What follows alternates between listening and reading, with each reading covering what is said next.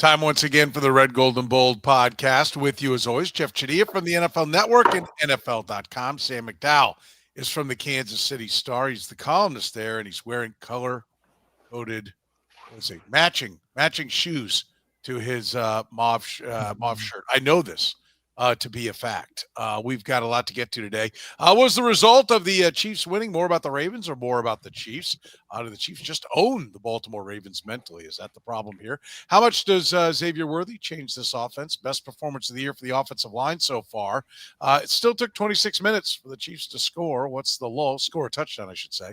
What's the lull there? Is the defense elite? Has Nick Bolton been worth the money? Andy Reid said they established the run game early. Did they?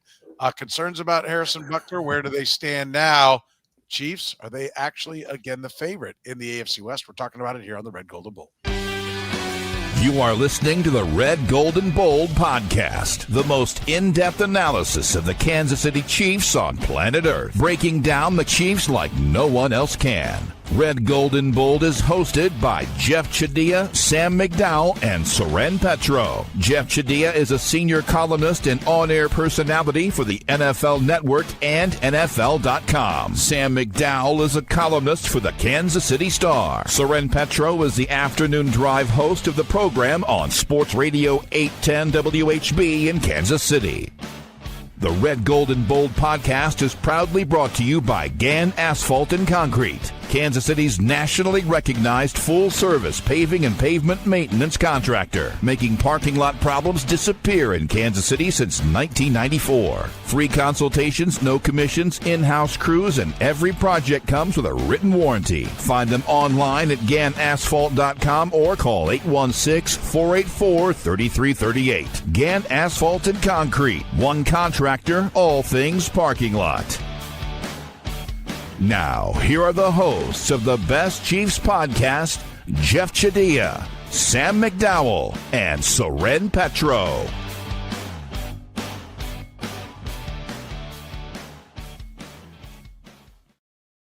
Thank you very much, Curtis. We are off and running. The Chiefs getting an impressive win, 17-point win in this one. More about the Ravens. Jeff, will let you fire up the fans, and then Sam and I can calm them down because I think I know where this might go. More about the Ravens or more about the Chiefs in your mind? It's Chiefs. I think that's the Ravens had some factors that, were contributing factors in this, but I think it's always tough when you're losing a whole bunch of starters in your left tackle in any game you play in the NFL. But I think the Chiefs did what they had to do. I think they played well defensively. The offense looked a lot better. And this is a game where they were having fun. I think you haven't seen them having fun in a game all season. So I think that was big for them. I think they had a lot of confidence out of it. They got Xavier Worthy involved with some other guys. Now again, I think that the way this game played out, there were some things, and we'll talk about it, that I think Lamar Jackson did and the Ravens did from a coaching standpoint that didn't help them out. This game was 7-6 with 4 minutes to go. But ultimately, that's because of the way the Chiefs were playing. They did a great job on Sunday. How about you, Sam? More Ravens, more Chiefs? Yeah, I agree with Jeff. I think it's Chiefs, and I think it's a slam dunk because I wasn't confident the Chiefs could do that offensively to anyone. And what makes me say that? The fact they hadn't done it to anyone in 2 years and 4 days. Yeah.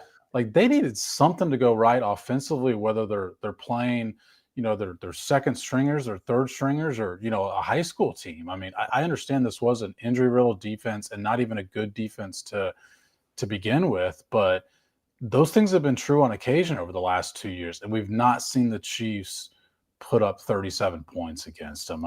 It had been, like I said, 2 years and 4 days since they scored 33 points in a game. So to me, this is all about the Chiefs finally finding something to go positive, because I can tell you, this next week, they're not going to be telling themselves that was a bad Ravens team. Like, all that matters is they got something going. I think there's no doubt they got what they needed, but the end result was both. I think it's always the answer, and then it's a matter of to what degree. How far do you slide the middle over? More about the Chiefs, more about the Ravens. I don't think you can deny the injuries that were there for the Ravens. I can't believe I'm the pessimist here, by the way. I'm stunned by this. But I don't think look, their offensive line had not the issues, it hadn't been the problem that people had made it out to be, but they'd had issues. And in this game, they're missing Madubuike, and suddenly Kingsley Suamati is the highest rated pass blocker amongst the bunch. I think the kid's making progress. I think that's definitely there, and he's a talented kid. And we've said from the beginning, at least I have. I know we've all agreed to some degree, but the verbiage that I've used is you can't be that good run blocking and just have no ability in the pass blocking, right? He's got physical tools. They should be able to coach him up. He should grow into the role. And I definitely think that's happening. But to the degree that they dominated was partially because of the Ravens. And I also think, when you're a fan and you look back at this, well, if we'd had this play, and this play, our 10-point loss is really a 10-point win for us. If you this play, this one, the Chiefs made the plays, which is what you're supposed to do and is the recipe to success. I'm not saying they need to apologize. And I'm definitely not saying the Ravens are a better team. I think the Chiefs are a better team right now, but to the degree that this game was dominated by the Chiefs, I think is like 65-35, 65% Chiefs, 35% Ravens, and maybe 75-25 in that, somewhere in that range, because I do think the injuries mattered in this one. I think the game plans, I think everything was great, but the Ravens, I'm wondering, was Lamar Jackson kind of hurt before this thing ever started? I do think it played a role. I mean, I think the Chiefs should feel really good, but should still feel like they have a lot of work to do. I think whatever they felt, whatever desperate nature they felt coming into this game, I hope they carry it forward and not we're back. We're back to being a top 5 offense. We're unbeatable. We're the team to beat. I don't think that should be their mindset coming out of this game. I don't think they're. The Ravens played into this equation, in my opinion. Yeah, well, and that's the point I was making. I think the way the game was playing out, and we'll get into Lamar Jackson and the Ravens mentally about this stuff, but it's just like it felt as if I feel like I've been watching the same Ravens-Chiefs game for the last 6 years, or however long they've been playing each other. No matter what the end score is, it's always the same factors that end up playing out, right? The way Lamar Jackson plays, the way they defend him, the disappearance of the run game, all these things. But yeah, there is something to be said for the game really opened up after Roquan Smith was out, after Marlon Humphrey was out, and the Chiefs sensed that. I think the Chiefs were very smart to not just attack, but to try to get different guys going. They knew they could get the ball to Hollywood Brown and the Juju Smith-Schuster, and a lot of guys touched the football, which is a good thing for them. But Sam is right. This is not about it was the Ravens out there playing. And who cares if it was backups in some spots? It's like you needed to have this game for the Chiefs to feel good about themselves. This was the game we thought they were going to have against the Giants, right? And it never came about. So to get it any way you could get it, if you're the Chiefs, you have to feel good about that. Yeah, I don't think maybe it's just semantics here. That's the difference in the conversation, because I do think they needed this game. I do think they needed it. I don't disagree with anything you're saying. I just think the end result. Oh, yeah, I agree with you. Yeah, I do. Yeah, the status of a lot of Ravens players played into how this thing looked. Yeah. No, put it this way, if you took away Justin Simmons or Josh Simmons, Chris Jones, George Karlaftis, Amenahue, Nick Bolton, Trent McDuffie, and Jalen Watson, and play with that team with the Chiefs, it would be pretty ugly. Yeah, your point's well taken. Yeah. What about the mental side, Sam? How much of this is just the Chiefs are certainly in the head of Lamar Jackson, if not the Ravens as a whole? Yeah, I'm going to make it much more simple and just say Steve Spagnuolo's in Lamar Jackson's head, because he cannot play well against the Steve Spagnolo defense. I mean, I was looking up the numbers today. Let me find him here. So in the 6 games that he's played against the Spags defense in Kansas City, he's thrown for 5 touchdowns and 4 interceptions in 6 games. One of those interceptions was a pick 6. He has a 78.9 passer rating. He's been sacked 16 times. He has a completion percentage under 60%. At no point any of the 6 games has he thrown for at least 2 touchdowns. The only win he got was when Clyde Edwards-Helaire fumbled at the end of the game. Like, this is a 2-time MVP. This is a really good elite quarterback. So I don't think, I think you have to think that something's going on. Like, Lamar Jackson has to walk into that game thinking, oh no, here I'm playing against this guy again. And maybe it is a Chiefs thing too. Maybe it is the fact that the Chiefs, have this stranglehold on the AFC. But I got to think that, Steve Spagnolo is dialing up some stuff that I'm wondering why the film's not being copied elsewhere. Yeah. I think that's a fair point. Jeff, how much do you think this is a mental hurdle for the Ravens? I think that's all it is now.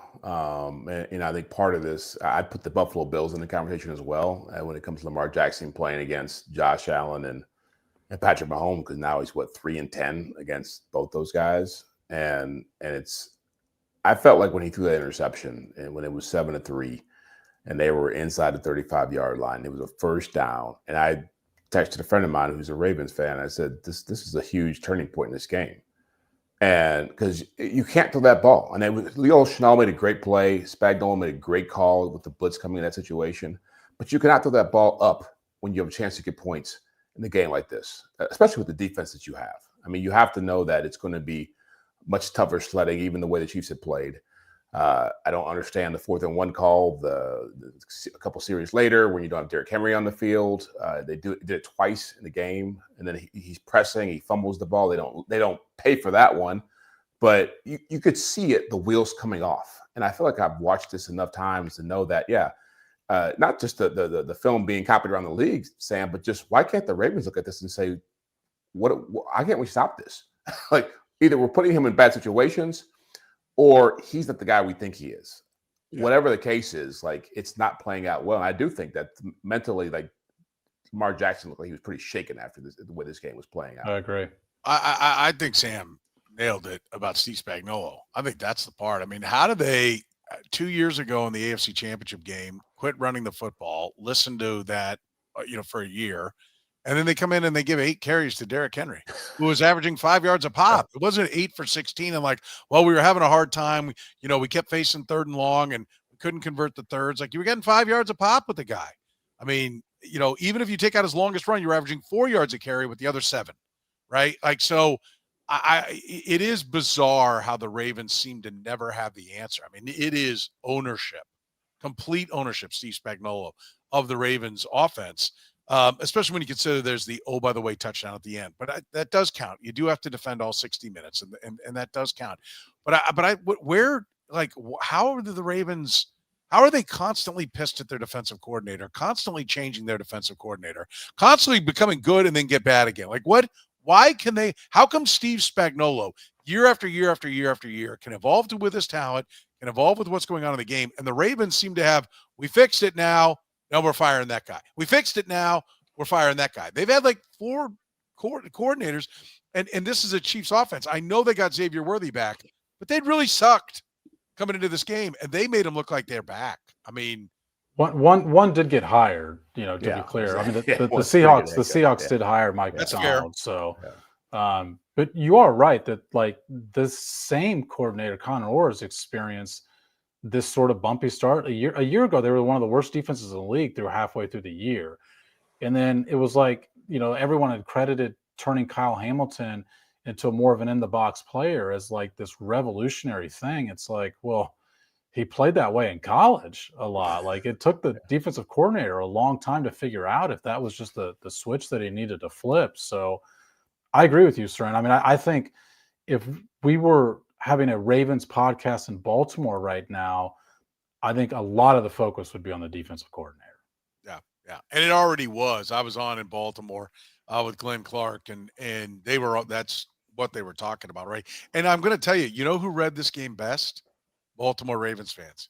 I asked Glenn Clark, most people were picking the Ravens outside of Kansas City, right? It was Ravens. Well, you'd expect in Baltimore it was Ravens. He's like, I don't know how the Chiefs are not favored at home against the Ravens.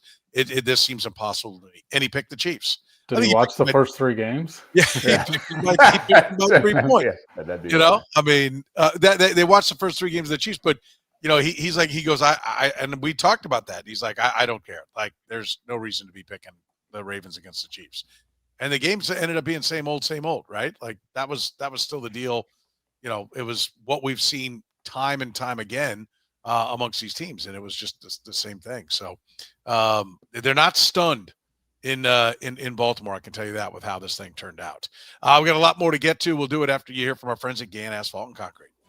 Gann Asphalt and Concrete, proudly serving the greater Kansas City area. Nationally recognized full-service paving and pavement maintenance contractor. Locally owned and making parking lot problems disappear in Kansas City since 1994. Let Gann educate you about the most cost-effective way to solve your parking lot problems. Free consultations, no commissions, in-house crews. Every project comes with a written warning. Gann Asphalt keeps your parking lot safer and helps you and your business avoid unnecessary delays and costly expenses. Find Gann online at GannAsphalt.com or call 816-484-3338.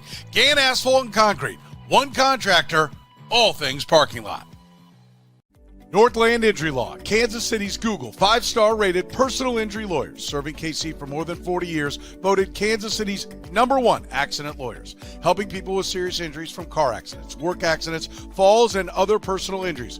Northland Injury Law doesn't get paid unless they get money for their client.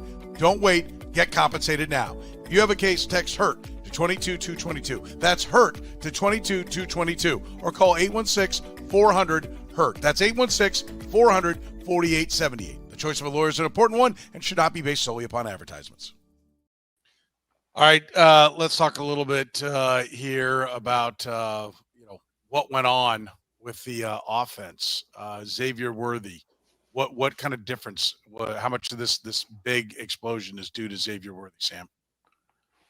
Yeah, I mean, it turns out that having a skill player with an elite trait can make a difference on offense. I still think this is the territory where you do have to bring up who the Ravens are missing. I mean, the Ravens, some of the guys that are missing are more speedy players.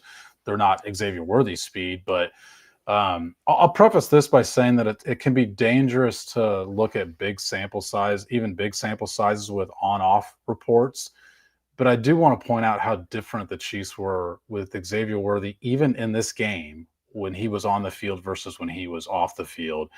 They dropped back 29 times with him on the field on Sunday. Their EPA, expected points added per play, was 0.5, which is an astronomically high number, even for one game. 0.5 EPA per play. Without him, they were at negative 0.2. From 0.5 to negative 0.2, that was the difference in having Xavier Worthy on the field versus the plays they had him off the field. Like I said, I mean, there's some other stuff that goes into that, but he is on the field for all 4 touchdowns. I think that the Chiefs are defended differently with Xavier Worthy on the field. I still don't think he's, their solution to the running game woes. I think that's more Rashee Rice. I think Rashee Rice is a more valuable player. But we all talked about the fact that this offense would be better with Xavier Worthy, even if we didn't think that this offense was going to be the best in the league. We still were pointing out there's flaws that he didn't solve. But when you've got that combination of him back, a bad Ravens defense that's injured, there's a reason this suddenly clicked on Sunday. Yeah. Jeff, how much of it's Xavier Worthy? Yeah, no, I'm with Sam. I think that the loss of whatever your top 3 corners before third quarter is halfway over is a big factor in what happened. And I also think that when you have a guy like Andy Reid who's very creative, like if this was Xavier Worthy in week 1, we'd be saying, oh my God, he had all this stuff prepared to throw at people that people had not seen or weren't prepared for or whatever. And so I do think that helps Xavier Worthy look better. And he played well. And he was a factor in how they looked offensively. But I thought that the things they did had a lot more to do with him as far as how his success had a lot more to do with the defensive personnel. That there was Mahomes had so much time, looked way more comfortable in the pocket, was able to throw the football down the field without any concerns. And when you are losing defensive linemen like Matabuke, like Kyle Van Noy, all these guys who are really savvy veterans and know where to be, that it's those reverses become a lot more dangerous because, guys aren't as skilled at getting around blockers, at sniffing them out. And so but Sam's right. I fully expected this offense to be better with Worthy back and with Rice back, and it surely will be. We'll see how it affects the run game, but ultimately, again, they got what they wanted to get out of this, which was a much better looking offense. Yeah. Sorry. Can I throw you a curveball and switch up the question for you? Because I think you probably have some pretty similar thoughts of us on Worthy.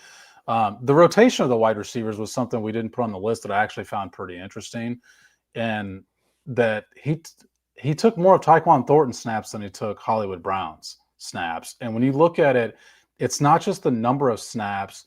I had this pulled up earlier. Let me find it real quick. So it's the fact that Tyquan Thornton played the majority of his snaps out wide in weeks 1, 2, and 3. 27 snaps out wide in week 1, then 22, then 29.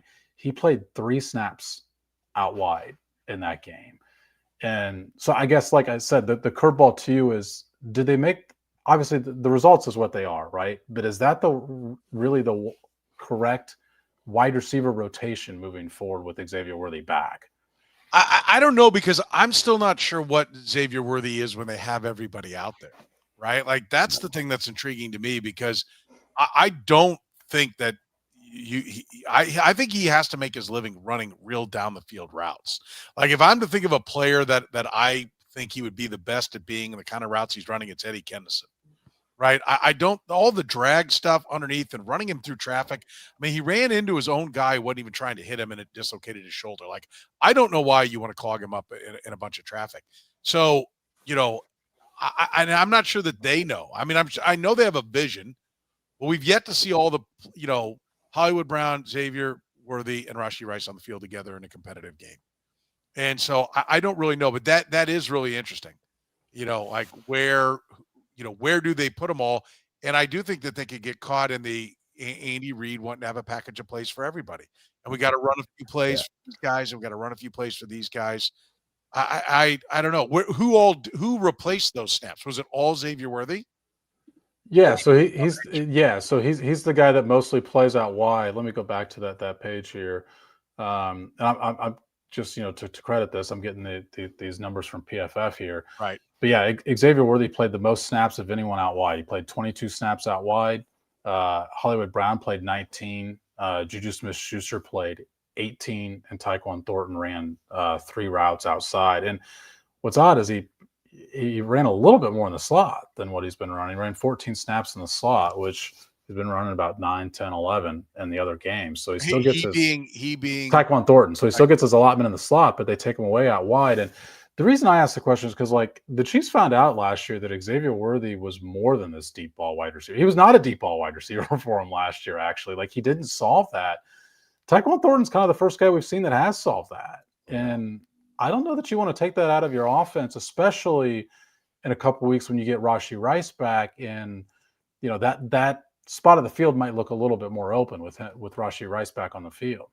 Yeah, no, I agree, and I think it will be interesting to see the spots. I'm curious as to Hollywood Brown's success in the past was always kind of in the slot and intermediate. I mean, to me, that's where he should be feasting, and that would mean Xavier Worthy out wide, Rashee Rice out wide. But I mean, they want to get mix and match. They're going to be in a lot of different spots. But I think my answer to you is I don't know what the plan is, right? Like, but I'm interested to see what it's going to be. Because I do think it's going to be pretty intriguing. And I think it might be a little bumpy along the way. They might get it wrong for a little while till they figure out how everyone fits, because they never had a chance to play them all. But I do go ahead. I was going to say I thought just Kelsey's diminished role was more interesting. We're talking about the rotation of guys, because him playing whatever it was, 2/3 of the snaps. I think they got that part right.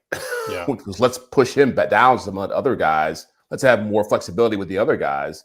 And so if they got something out of that moving forward, no matter how it plays out or what packages they work in, at least you're getting more of an offense that makes sense at this point in his career. Jeff hit it at the answer to what I was going to say to you, Soren, which is this isn't just a wide receiver rotation. It's a full complement of the receivers. And Travis Kelce is a receiver. And I think one of the things could be that Travis Kelce plays more of a traditional tight end role for you, because Rashee Rice is a slot wide receiver. Half of his snaps come in the slot. Travis Kelce is listed as a tight end. He has become a slot wide receiver for most of his career for the Chiefs, who also occasionally lines up in line. I think, if he's more of a traditional tight end, some things fit a little bit neater. Yeah, 66% of the snaps is what Travis Kelce played, and you can envision that when Rashee Rice comes back, that percentage could drop. I mean, if you can't get your big three and Tyquan Thornton and Noah Gray, and how are they going to make this work? I do think the snap percentage is going to be, pretty big, or not big. It's going to be interesting to see how they put it all together. And I think they might have to come to grips with the fact that Travis Kelce, I asked Andy on the Zoom on Monday, I'm like, hey, 66% for Kelce. He said, yeah, that's about where he wanted. If it's up to him, he'd be in every play. That's not true. You watch him take himself out all the time. I mean, which is fine. You should. If you're gassed, come out. You've got other players, especially now. So, yeah, I think you make a great point. Does he become more of an inline tight end and less of a slot receiver? And is that what makes it work? O-line's best performance of the year, Jeff, is this. We mentioned the corners going down and that helping the receivers, but the D-line was down from the get-go. I mean, you need to have success, and they need to get confidence for those young guys. And guys like Trey Smith and Creed Humphrey are not just winning, they're starting to dominate. Those are all good things. Jawan Taylor was their lowest graded offensive lineman by far, both pass block and run block in this. I mentioned Kingsley Suamati, highest graded pass blocker amongst the offensive linemen. How much of a triumph for the O-line is this?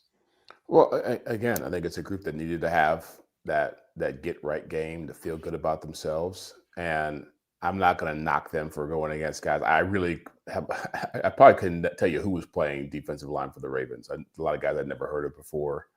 But that shouldn't matter because you play who's in front of you. And if they're not great, you dominate them. It's that simple. If they had a tough day against them, we wouldn't sit here and try to make excuses about it. I think we have to look at it and say this was good for them. And I think it was good for the quarterback more than anybody because he at least was able to look at them and say, okay, I can do some things I've been dying to do, as Sam mentioned, for the last 2 years. I mean, and so when you're able to unleash some of that frustration, unleash the fury, as you like to say, Soren, it's a positive. Again, are they going to be able to maintain that? They've got good front coming up here against Jacksonville. Detroit is very active. Aiden Hutchinson is one of the best defenders in the league up front. They're going to see other challenges. And so I'm not going to sit out here and say that everything's all right and fixed, but I do give them credit. And I do think they got what they had to get out of this, which was a lot of confidence. By the way, Kevin puts out, Soren definitely missed his Fury game. I did. And in fact, I kind of quit on the Fury. Said they were going to have to do some things before I'd even consider throwing the Fury into anything. They were going to have to do the Fury first and then your Fury. Yeah. That's right. The Fury second half. I challenged them and they responded. I'll take some credit for this victory here. What about that O-line? Where should the optimism be? People asking about the grades on Josh Simmons overall, and I can look that up. I would caution people on the O-line grades can be tough. They can fluctuate. But I think where the optimism to me was take your cues from the quarterback. And Patrick Mahomes stayed in the pocket. Even in times when he had the opportunity to scramble, he was choosing to stay in the pocket. So that to me shows that he's determined that this is not just a good game against the Ravens. He's seen good stuff on tape that is telling him he doesn't need to leave the pocket. He scrambled 13 times in the first 2 weeks. He scrambled 5 in the last 2 weeks. And I think that's because of what he's seen from the offensive line on tape. And I asked him about it after the game. And I said, is that more of a sign of what group was playing well, or were you seeing some things on film? And he said it was because of what he's seen in the past from this group. So this has been a long time that we've been talking about this. It's not just whether or not he's pressured. It's whether or not he believes he's going to be pressured is massive. And I see a quarterback that believes that more and more that his offensive line is going to hold up. By the way, the grade for this game on Josh Simmons, overall a 72, 69 run block, 71 pass block for this one. And which is good, especially for a rookie playing on the left side. I think somebody put up there he's 38 now overall for the year on tackles, just for people that are wondering about Josh Simmons. Like it's a positive. You expect them to get better as they go along, and they did. And they should have had a good day against this defensive line, and they did. They bested the only people they could best, and I think that's a mission accomplished. It did take them 26 minutes to get a touchdown, Jeff. I know they got field goals, but if Leo Chenal doesn't make that play, no. And Baltimore punches it in to be 10, do they get desperate? Does it change things? Like they still are looking to get touchdowns early, and they're not getting them. Yeah, and that's really where I struggle to try to make sense of this. The first question you asked about how much of this is Baltimore, how much of it is Kansas City, because that really, as I watched it play out and why I talked about the frustration the Ravens had to have with Lamar Jackson's interception was because that game became very situational, within the second quarter. And if they had scored a touchdown on that drive, and it felt like they went right down the field the first possession and scored to make it, if that became a 14-3 game, yeah, it's totally different. and a total different conversation about play calling and defensive strategy. And so these slow starts, they are a sign of something. And maybe that changes with Rashee Rice. I would assume the running game, when we get to it, is going to be part of that discussion, because that's what makes, I think, things a lot easier for you. And you saw what happened to the Ravens offense when they took that dimension away from them. Everything became really hard for them without Derrick Henry involved in their offense, their ability to run the football successfully. And so, yeah, I mean, it's a problem they have to fix, because Steve Spagnolo won't have the book on every team he's going to face. And there are some pretty good offenses coming down the pipe. And if they are falling behind in some of these games, I'm still not certain they have that firepower to just jump back into things and overwhelm people. I think that's a big concern for them moving forward. Not yet, but they got more, and we'll see what happens when Rashee Rice comes around. But I'm with you. It is still a concern. How big a concern that it took 26 minutes to get a touchdown, Sam? Well, I think Jeff's right about the running game, because where it's showing up most for them is the problem they had a year ago when they also had a running game problem is in the red zone. And as much as it seems like some of their red zone stuff has been a bit fluky last year, more so than this year, because this year it falls in line with the quality of their offensive play. But when you can't run the ball in the red zone, like, it's tough to move the ball by passing the red zone. Obviously, the back end is condensed, and it's a defense that already doesn't feel like you can beat them deep. So I think that's what's showing up more. I mean, they made it to the red zone on their first couple drives, right? And they got six points out of it. They went field goal. They technically get to the 20 on the opening drive. They get to the 5-yard line on the second drive. So yeah, but I mean, you could say 6 points in the second quarter. They also scored on their first 4 drives of the game. The reason it doesn't pop is because they were ineffective in the red zone on the first couple of drives. It also is somewhat of a loaded question in the sense that they still kind of grind down the field, and then they play good defense. So when the other team scores, the other team has to grind down the field. It takes a long time, and then they grind down the field. So when I measure it by time, to your point about, scoring on the possessions, when you measure it by time, it's a long time. They used to score so fast, and they used to score on that first drive. I mean, that is one of the things. And they got a field goal this time. But, they used to get touchdowns on that, and it was 7-0 and you're chasing. It is much more of a grind. And so part of it, measuring it chronologically, is somewhat putting your finger on the scale. And I think you pointing out scoring on the drives, but you do want touchdowns, right? And they are still struggling to get the touchdowns early. It looks like it's coming, but you're right. I mean, when they get in close, they have to. They're really looking to trick people, Yeah. Well, and look where they scored those 2 touchdowns: the pass to Juju and the pass to Tyquan Thornton. Those were areas where Roquan Smith would have been playing. He wasn't there. Yeah. That, to your points, friend, that's why a lot of the analytics gurus look at it at a per drive basis rather than a per game basis. The Chiefs are 5th in points per drive, and I think that they're 4th, and it might be even higher than 4th now. Yeah, they're 4th in yards per drive and 5th in points per drive. But I think it also all matters. That's great. And so what you should want is more drives, right? Well, how do you get more drives? Well, you got to score quicker. Well, they can't, right? Or get the other team off the field quicker. They do that. They do a pretty good job of that. But so, it's kind of like, hey, we're a really good offensive basketball team. Well, you know what we need to do? Get more shots up. So let's play faster. Let's get our ass up and down the court. Let's try to speed the game up with the defense. Well, you can't just speed the game up in football, right? I mean, they also lead the league, as they did a year ago, in plays per drive. To your point, like we've known this. We've been talking about this for a while. They're not an explosive offense, so they have to matriculate their way down the field. But they got more explosive this past week, right? That was one of the things that I think we definitely saw, is that they got more explosive as they went down the field. I think it's coming. I do feel like the Rashee Rice piece is going to be big. There's a lot of things that seem to be, coming together all at the same time. Do we all agree on that they could be taking a big step forward here pretty quick, right? I mean, yeah. If people stay healthy and things go right, yeah, but you never know who's going to get hurt. Yeah, that's a good point. Somebody's going to get hurt. Yeah, somebody's going to get hurt. They always do, don't they? They always do. All right, we want to get into whether or not this defense is elite. That's what Jeff wants to talk about. We'll do it after we hear from our friends at Northland Injury Law. Northland Injury Law, Kansas City's Google 5-star rated personal injury lawyers, serving KC for more than 40 years, voted Kansas City's #1 accident lawyers, helping people with serious injuries from car accidents, work accidents, falls, and other personal injuries. Northland Injury Law doesn't get paid unless they get money for their client. Don't wait. Get compensated now. If you have a case, text HURT to 22222. That's HURT to 22222. Or call 816-400-HURT. That's 816-400-4878. The choice of a lawyer is an important one and should not be based solely upon advertisements. Gann Asphalt and Concrete, proudly serving the greater Kansas City area. Nationally recognized full-service paving and pavement maintenance contractor.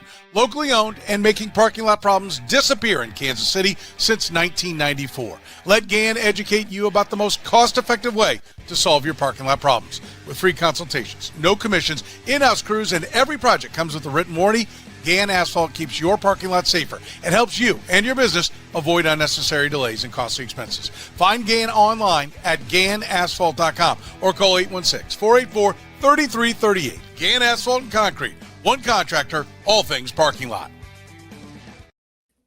Jeff, we know you're the man to start with this. It's the defense elite.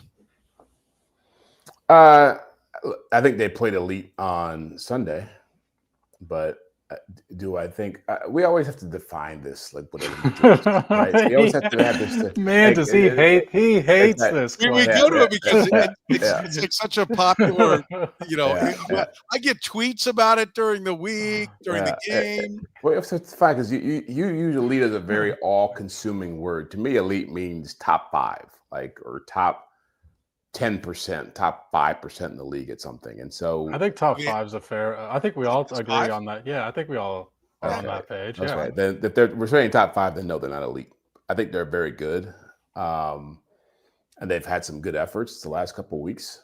But I have to see more before I start saying like they're in that level. I think actually Jacksonville's played pretty high level. The team they're about to play is, I think, been one of the best defenses in the league this year. The Broncos are coming around. The Texans play pretty high-level defense. I always judge elite by, can you shut people down consistently? And they shut down Lamar Jackson, so that was a big statement about what they are defensively and what they can be. The Giants, it's not even worth discussing what that was. And so they've got one really good one. They were not elite against the Chargers. What about the Eagles? I wouldn't say they were elite against the Eagles. They lost the game. That was the second fewest yards the Eagles have had in 10 years. Yeah, but they also didn't really try. I mean, I feel like the Eagles, if you watch the Eagles play the Rams, was Lamar up and down the field. Was Lamar trying? Was Lamar trying on Sunday? He gave him the Ravens. I don't know. He gave him the Ravens. I saw AJ Brown against the Rams. He looked pretty good. He wasn't running the same routes he was running against these guys. They barely threw him the football. But I think there's a whole conversation about how the Eagles are playing football right now offensively. That, if they play the Lions the way they played the Ravens, I'll call them elite. How about that? We'll go that far. But you got to keep doing it over and over again. You just don't get to have like one good game and be like, okay, they're elite again, right? They were elite last year. Well, they were what, like 4th in the league? Yeah, they definitely were looking pretty elite before that Broncos game at the end. They were 4th in points last year. I think we've seen 3 elite performances from the defense. I'll even get on board with Jeff and saying you need to see more than anyone's first 4 games of the season to say they're an elite defense, because defense fluctuates a lot over the course of the season. But these last 3 games, they've been terrific. And I still think that this is a Steve Spagnolo question, again, because of the way that they lose personnel and still tend to plug guys in there. And Soren, I mentioned this to you on your radio show today, but that play that Jeff has mentioned with Leo Chenal, it came on a blitz that Nick Bolton told me is the first time he's ever called that since he's been there. Spags, Bolton's been there for 5 years. Spags has been the D coordinator for 7 years. And that was something they put on the whiteboard this training camp. And it's still the first time that he's put it in a playbook for a game, in a game plan. It's the first time they've ever called it. Nick Bolton blitzed 10 times this game, 5 were unblocked. That seems like a Nick Bolton stat. That is a Steve Spagnolo stat. When you can get one of your guys coming towards the quarterback unblocked, that's a defensive coordinator design. I just think I think the coordinator's on fire right now over these past 3 weeks. I do too, and I think they're trending towards elite, but I actually will stop just short. The part that's missing is they're still not tackling the quarterback in the backfield a lot. They're not getting a lot of sacks. And I think it is difficult to be elite without constantly harassing the quarterback, which they're doing, but it's always with the blitz, seemingly, right? And I think at some point I'm not saying they can't be elite without the D-line being better, because I do like what we're seeing from Omar Norman a lot. I think he's looks like he's going to be a presence in there, and I think that's going to help a lot. Ashton Gelati does get a good push, so I'm optimistic. Karloftis has been really good these past couple weeks. He has, but they got to get they talked a lot about, it can't be pressures is definitely the most important thing, but we got to get the quarterback on the ground, and I do think that's part of it. So I think they're trending towards being elite, and I think they've been very good these last few games. I'm with you, Sam, as far as where they should rank based upon what they've done here of late. So I do like that a lot, but they're not quite there. I just like to see a little more pressure without him having to bring the whole house to get it, right? Like, does that make sense? That I don't know if you can be truly elite when you're living constantly on the blitz. Yeah. Well, if you take over games, I think about Minnesota a couple weeks ago when they had the corner had a fumble return for a touchdown, an interception return for a touchdown. I like splash plays I'm talking about elite defenses. I like disruption, like what you're talking about, Soren. And so I think they're very sound and in the right spots, and he calls a great game. But I think their talent overall does make me feel like, this is just like this team can't be dealt with. Let me ask you this, Jeff. How did you feel about the Patriots defense? Did you think it was elite? Because it sounds to me like when you say splash plays, that was kind of that was the one that maybe kind of did it for me. Like the Ravens and Steelers, great defense. Yeah. Those are what you're thinking of elite. But the Patriots didn't play that way either. I mean, I've always, I kind of felt like there's to a degree, the Ravens, wanted to be tough guys more than they wanted to win. And there were times and even the Steelers and Bill Cowher defenses, and that's part of the reason why the Patriots always got them, because the Patriots didn't care if they looked tough or knocked you out of the game. They just care if they stopped you. Is that? Yeah, that's fair. Yeah, I mean, earlier in the years when Tom Brady was younger, they were more, impressive defensively. I remember Ty Law having pick sixes in Super Bowls and things like that, and Willie McGinnis making big sacks. And but yeah, you're right. I think about some of the elite defenses I've ever seen, like the Bucks in 2002 or the Steelers defenses. It always comes down to guys flying around and making these huge highlight reel plays, and it doesn't mean you're a bad defense if you're not doing that. But again, I think this is the way their talent is set up. I think that when you're playing, how can I say this?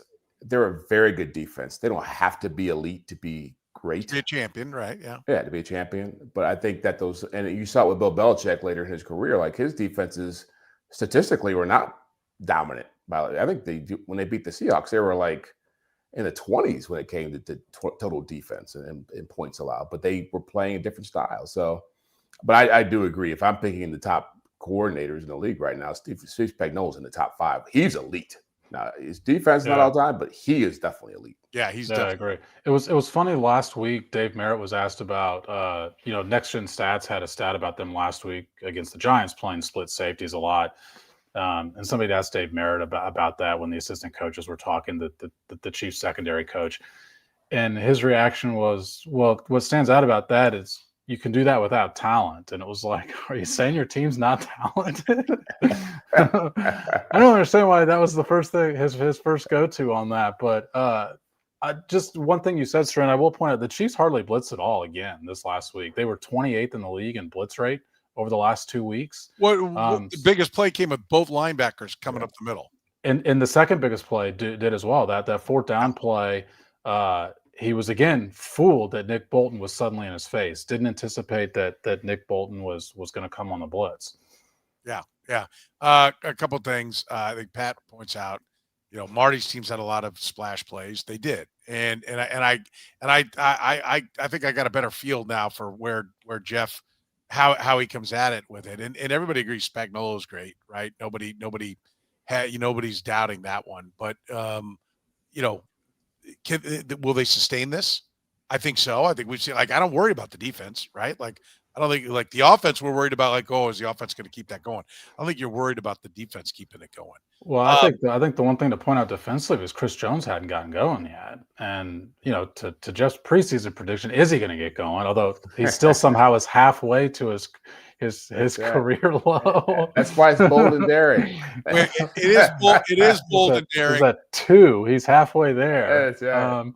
I'm still going to say 5 or 6, and I'm going to give Jeff credit on that one. I mean, he was thinking about. Yeah, I mean, I think there's a legitimate question about whether or not Chris Jones will get going at the level that we've seen him get going. But I also think if Chris Jones was not generating pressure over the first month of the season, none of us would have predicted the performances we've seen from them over the last 3 weeks.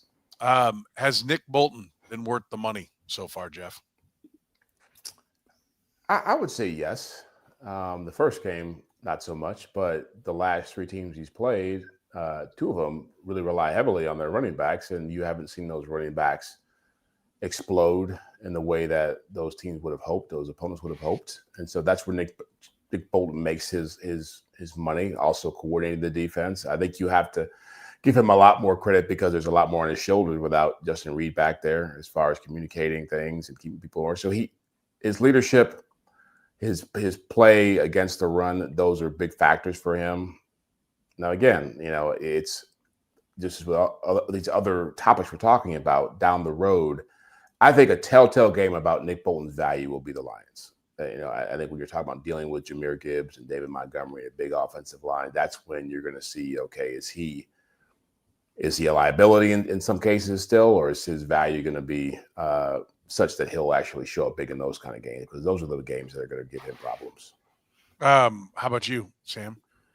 Yeah, I mean, I am just, full disclosure, never going to say that you should pay an off-ball linebacker towards the top of the league the way that they have. So it's going to be hard for me ever to say yes to that question. I will say, I guess I'm inching closer to there, realizing that I'll never cross that line. But this is where I do caution people on grading type stuff, by the way, because Nick Bolton grades out pretty terribly against the Ravens, for example. Is one of the worst defenders of the game. I do not think they can execute the game plan that they had against the Ravens unless Nick Bolton is their middle linebacker. And I fully believe that Steve Spagnolo believes that as well. You can't run a blitz that you've never run before with rookies on the field unless you fully trust everyone on the field. I asked after Nick Bolton told me that, I went over to Trent McDuff, his locker, after the game, and I said, tell me what it's required to do that. He just said, smart guys. That is Nick Bolton, making sure that you're comfortable calling that play. I think it requires him on the field. He still has the deficiencies that we all talk about in coverage. He's not been as good a tackler this year as what he's been the past couple of years, or the past 3 years that he's been with the Chiefs. He's missed more tackles, but I do think this last game is a great illustration of the hidden value of having a guy like him on the field. I think that's a great point. Yeah. He's like a Teddy Bruschi type guy. Yeah.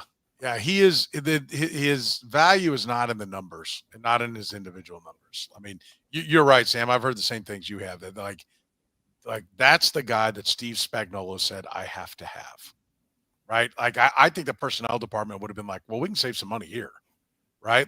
Let's get a guy, we'll get somebody else to do it.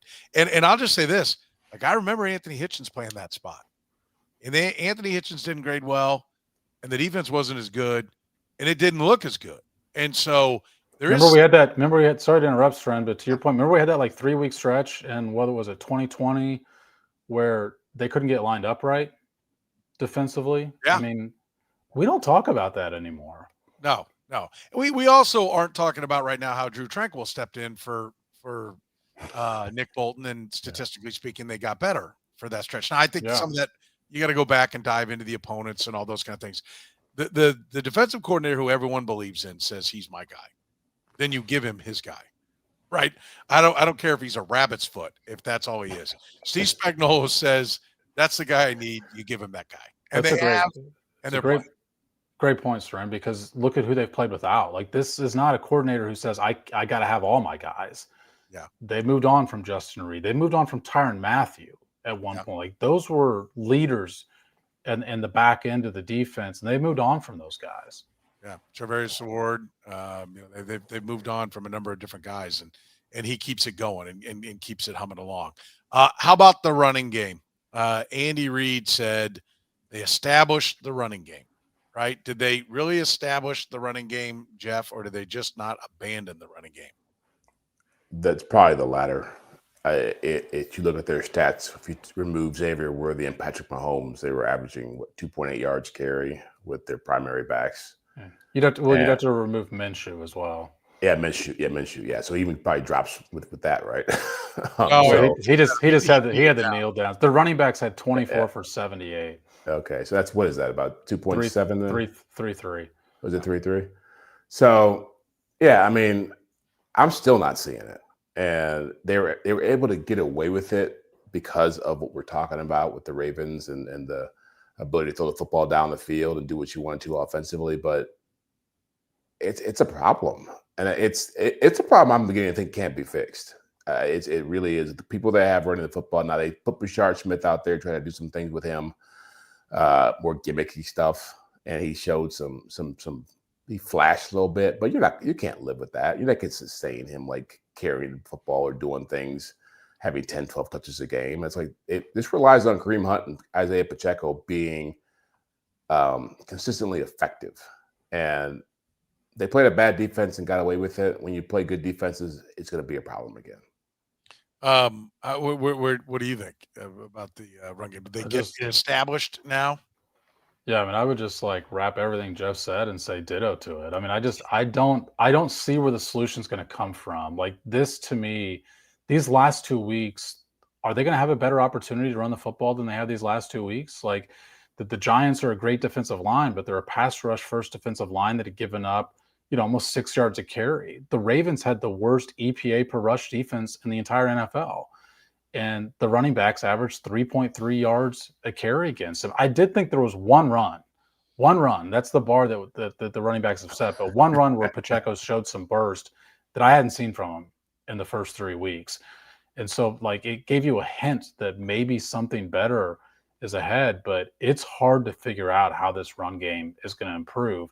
And I really think it's going to end up being that Rashee Rice is going to have to be an extension of the running game. When he comes back, they throw the bubble screens to try. That's what's going to draw defenders down. I don't see what part of the backfield is going to force teams to get out of the shell defense against the Chiefs. Yeah. Given who they were playing against, this is the kind of game where we can firmly say the problem is the running backs, not the line.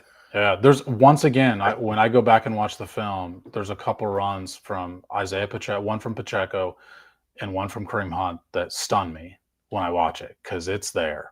I just looking at yards per game. I went back and looked at the Patriots' last 3 championships, and they're top 10 in running the ball, total yards per game on the ground, in the 18 and 16 seasons. In 14, though, they were down to 21, 2, 4, 6, 8, 10. 12, 14, 16, 18. They're 18th in running it. So, it can be done. You can be championship without, being super productive. And I'm not looking at the EPA or the yards per carry. Just they churned out 108 yards a game on the ground is all the Patriots did that year in 14. And they won a championship. So it can be done, but the Patriots generally were better at that, because I think that's the team. Obviously, it's the team they're measured against, but it's also the team they're the most like. It's a experienced veteran quarterback that's expensive and costs you in other places. I think that's the thing that people have to remember, right? This team is not – they're never going to be great at everything. They're going to – when they win and if and when they win championships, there will always be a flaw that they are dragging along with them because you just can't pay the quarterback that much and then be – number 3 running the ball, number 2 passing the ball, number 1 offense overall, number 1 against the run, number 2 against the pass, lead the league in sacks. You're going to be dragging something along when you carry that kind of contract. And for them, especially carrying a Chris Jones contract, a Nick Bolton, all these deals, there's going to be something they're missing. And I think the question is, can they win if this running game doesn't get any better? Or do you see that being ultimately what brings them down, Jeff? Oh yeah, I think that's going to be a factor in them not winning a championship this year. You have to, for all we're talking about with the firepower and the people coming back and Mahomes and the offensive line, like if you're not have some level of balance, when you start playing the good teams, which you're going to see in the playoffs, they're going to expose that flaw in a big way. And I would push back on the idea that they can't have everything. I mean, I look at guys like Tyler Algier with the Falcons, or Bucky Irving with the Bucks, or Rashad White, the kid from Kansas City who's playing with the Bucks. I mean, these guys weren't first, second round picks. These guys were fourth, fifth round picks. They could go. The problem is they don't want to go find those kind of guys because they don't fit what they want to do offensively, and so they end up going for people who, are more of this. They fit more than what Andy wants to do schematically, and sometimes you have to just get guys who can go play and make plays, and those guys are all over the map when it comes to the draft. Well, I totally agree with you, Soren, that like every team's flawed. This is a team that's been to the 3 straight Super Bowls. They're flawed. The reason that the run game is relevant to me is because of the effect it has on the passing game. Like this makes offense harder. I mentioned the red zone. It makes red zone offense harder. It also makes the passing game harder when you just allow teams to sit back and put all their guys in the secondary because they don't fear the run. What stands out to me about the running game, like the stat that I keep coming back to, is they're not getting explosive yards. They're 31st in the NFL about running back explosive yards. Explosive yards is any yard beyond a 10-yard run. A 12-yard run is 2 explosive yards. Like they've got the second fewest explosive yards from the running game this year. The least is Cincinnati, which, if anyone's seen them play the last 2 weeks, their offense looks miserable with no running game. Like it's hard to move the football, even for your passing game, when you don't have a good running game. And I think that's why Jeff and I have been a little bit more pessimistic that the receivers is just going to solve everything that the Chiefs have.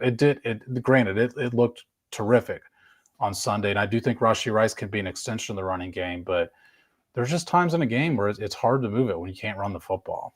No, it gets harder. Like part of being able to throw the ball and part of protecting, it isn't just raw. Let's rock back into our pass set and block everybody. It's getting them off balance. Like a good run game isn't just go maul a guy. That's what your jackass 5th grade coach thinks, is that you're just going to fire off head up. Like good run game coordinators, Bill Snyder, Andy Reid's done this a lot in years past, and I'm kind of surprised. But you get the defense taking a step the wrong direction. That allows the lineman to wall off, and you don't have to knock a guy off his feet. You just have to create that gap. And good run game coordinators do that kind of thing. I think the McVays and all those guys are really good at it. They're really good at getting you to take a step. And then it also helps with your pass protection if you can get them to take a step towards the run, and then, now I got to get into my pass set.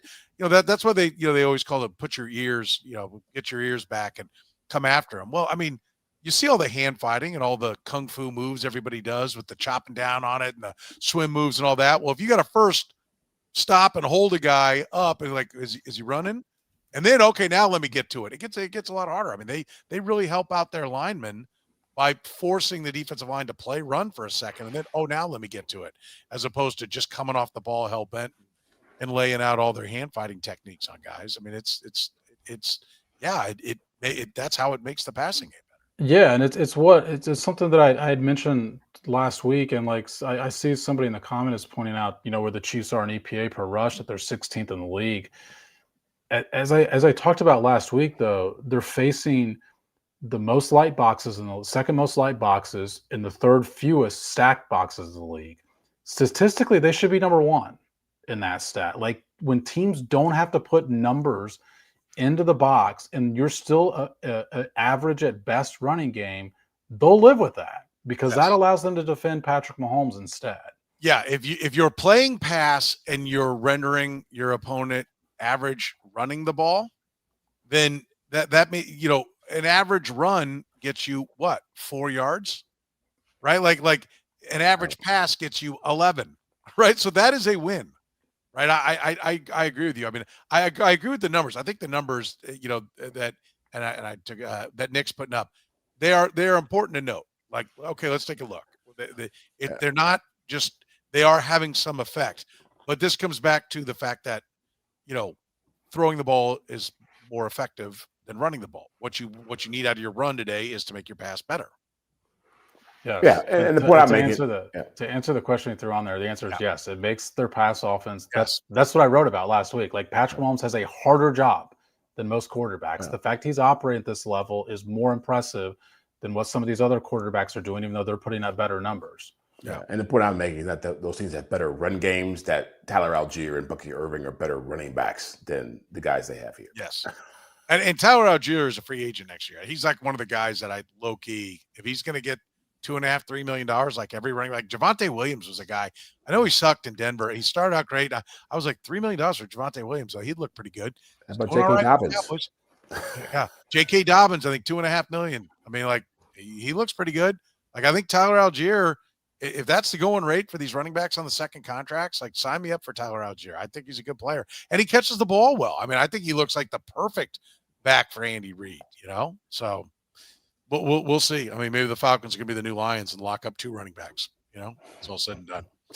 Listen, you can always support the Red, Gold, and Bold podcast by supporting our great sponsors like Gann Asphalt and Concrete, one contractor, all things parking lot. Whether you own or manage a business, if you have any problems with your parking lot, with free consultations, no commissions, and in-house crews, plus every project coming with a written warranty, Gann Asphalt and Concrete is your solution for any parking lot problem you have. And of course, our friends at Northland Injury Law, serving KC for more than 40 years, voted Kansas City's #1 accident lawyers. There's a lot of hubbub out there about lawyers, but voted #1 was our friends at Northland Injury Law. Google 5-star rated. If you've got a case, whether it's hurt at work, hurt in an accident, text hurt to 22222 or call 816-400-HURT. For Jeff Chadiha from the NFL Network, Sam McDowell from the Kansas City Star, I'm Soren Petro saying thank you very much for joining us here in the Red, Gold, and Bold.